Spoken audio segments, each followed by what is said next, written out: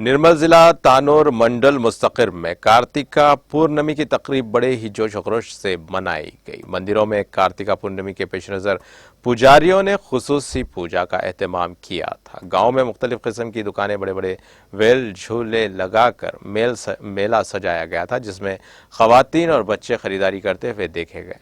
गांव वालों ने कार्तिका पूर्णिमा के खुसूस में कश्ती मुकाबले मुनाकिद किए। कुश्ती मुकाबलों में मुख्तलिफ इलाकों से ताल्लुक़ रखने वाले पहलवानों ने हिस्सा लिया और ख़ास तौर पर अवाम बच्चा पहलवानों की कुश्ती को देखने में दिलचस्पी दिखा रहे थे।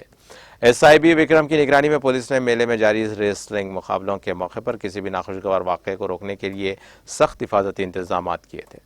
रेसलिंग मुकाबलों में जीतने वाले पहलवानों को पहला इनाम के तौर पर 11,111 रुपये, दूसरा इनाम 8,851 और चांदी का तमगा दिया गया। इसके बाद मंदिर कमेटी के अरकान ने पहलवानों को एजाज से नवाजा। इस प्रोग्राम में मुकामी सरपंच टी विठल, मंदिर कमेटी के सदर पी पंडारी, नायब सदर डी रामलू, साबिक सरपंच मधुराव पटेल और मुख्तलिफ ग्राम पंचायत के सरपंच MPTC के अलावा दीगर ने शिरकत की।